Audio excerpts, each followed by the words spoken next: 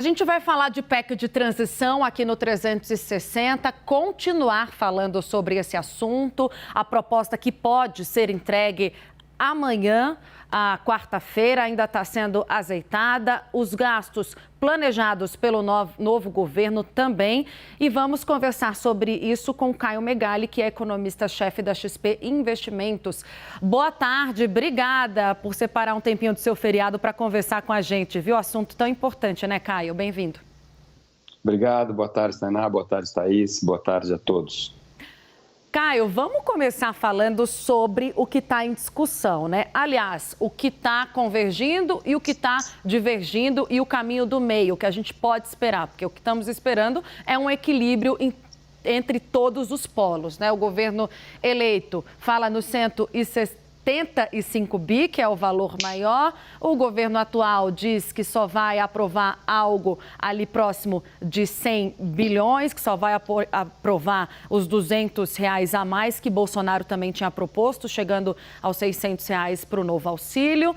E tem várias outras propostas importantes também que podem dar sustentação nessa PEC, que falam do teto de gasto, que trazem uma nova âncora fiscal. Queria o seu comentário sobre todas essas possibilidades que a gente vê serem aventadas e que a gente pode, talvez, ver unificadas amanhã já. Olha, esse é um tema, o tema mais importante, de fato, da transição do lado econômico.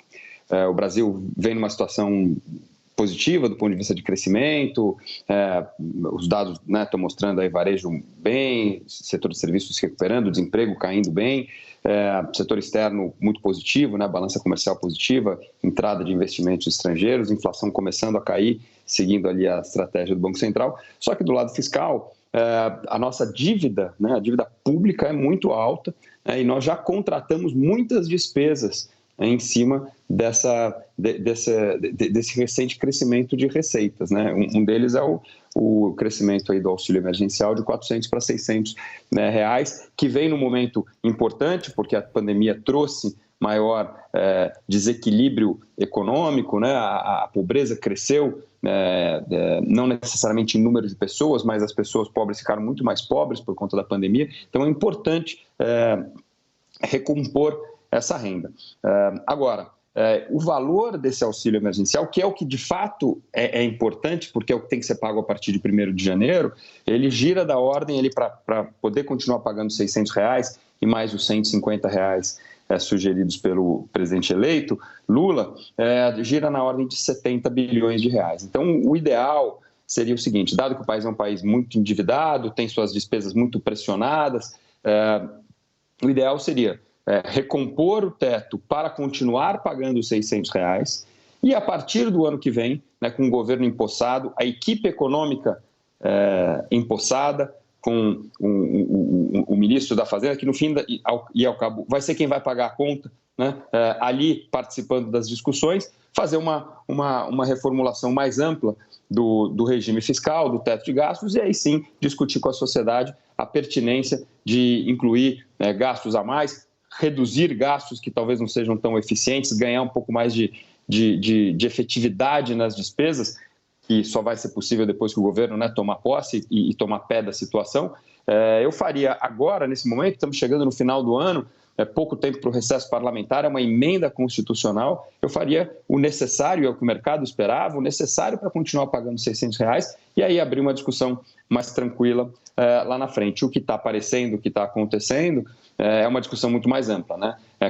Abriu com o teto de gastos e desses 70 que eu mencionei, rapidamente foi para 200 e sem indicação de como vai ser a dinâmica das despesas para frente. Se começar nesse nível alto, dificilmente a gente equilibra a dívida para frente. Tá, Caio, então o seu entendimento está mais alinhado com o que propõe o governo atual, é isso de manter ali, fazer o reajuste dos 200 e as outras propostas serem conversadas no ano que vem, já com o nome, claro, com o ministro da Fazenda nomeado e tudo mais, com a discussão mais ampla sobre teto de gastos.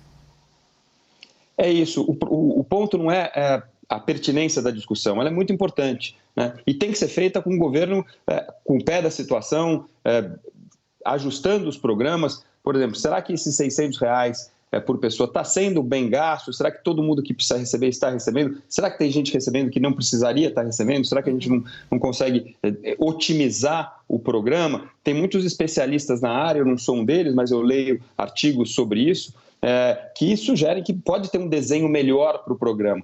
Então, o que é emergente mesmo é pagar R$600 a partir de janeiro, para não ter uma queda rápida de despesa. E para isso precisa de uma alteração do teto de gasto. Todo o resto pode ser feito numa discussão mais técnica e mais embasada com o apoio da equipe econômica e de um direcionamento econômico mais claro que a gente também não tem por enquanto. Caio, eu vou colocar na conversa nosso especialista em economia, Fernando Nakagawa. É contigo agora. Naka, tá aí? Obrigado, Tainá. Caio, queria te ouvir sobre um outro aspecto dessa discussão. A gente passou as 2 primeiras semanas do pós-eleição discutindo gastos, discutindo despesas. Mas, aparentemente, nos últimos dias, a gente abriu uma nova portinha de discussão. O Tesouro entregou ontem uma proposta de novo marco fiscal. Felipe Salto informou na Folha de São Paulo, entrevista à Folha de São Paulo no fim de semana, que também entregou uma minuta persuarida de uma proposta de um novo marco fiscal. José Serra, senador, também está coletando assinaturas para um novo marco fiscal. Todas essas 3 propostas olham para o mesmo número, dívida pública como grande referência. Mudou o patamar da discussão, Caio? Hoje, terça-feira, a gente de fato tem alguma materialidade na mesa para discutir um novo marco fiscal e vai ser com dívida pública? Olha, Naka, esse ponto é super importante. Eu acho que essa discussão é a discussão que vai ancorar ou não ancorar, né, as expectativas da economia brasileira para os próximos 4 anos. Nós tivemos nos últimos 4 anos o teto de gastos, que nos deu uma boa referência, obteve sucesso em reduzir a taxa de juros, promoveu a retomada da economia, a taxa de desemprego voltou a níveis de 2015, né? Então, tem um resultado concreto, mas, de fato, o teto se tornou desgastado por todas essas discussões e ele é bastante inflexível, de fato. Então, eu acho que tem espaço para aprimoramento. Não acho que essa discussão vai ficar sólida e madura em 10 dias, né, que é mais ou menos o tempo que a gente tem para aprovar a PEC da transição, né, muito menos se nós não tivermos um ministro da Fazenda e uma equipe econômica. O que pensa a equipe econômica do governo? A gente não sabe, né? Eles nem tomaram posse ainda. É natural que essa discussão apareça com o governo, né? Imagino que durante a campanha há uma turma econômica que já fez ali um projeto, e aí esse projeto é apresentado, discutido com a sociedade e implementado. Eu acho muito curto o espaço de tempo. Agora, no ponto da dívida, Naka, eu não resisto em fazer uma analogia aqui. Você é magrinho, provavelmente nunca fez regime na vida, mas quem já fez regime sabe o seguinte, você vai o seguinte, eu tenho uma meta aqui de perder 10 quilos. O objetivo final é perder 10 quilos, né? O problema aqui é o seguinte, a dúvida é quantas calorias você vai ingerir para perder os 10 quilos? Você dá a meta de perder 10 quilos, ok, entendi, mas a pergunta seguinte é quantas calorias? A diferença da dívida e do gasto é que a dívida é o objetivo, mas o gasto é o instrumento. É o gasto que o governo vai controlar, é o controle de calorias que o governo vai fazer ao longo do tempo para atingir a meta de dívida. Então, esses dois arcabouços, eles são compatíveis, um é instrumento, outro é objetivo. Claro que tem tributação também, mas há uma resistência muito grande do Congresso, da sociedade, em aumentar a carga tributária, né? Na verdade, a proposta do governo Lula é até aumentar o nível ali do imposto de renda, né? O que reduziria a carga tributária, o nível de isenção do imposto de renda. Então, para atingir dívida, para atingir equilíbrio, vai ter que ser no gasto mesmo, não tem jeito, vai ter que controlar a caloria.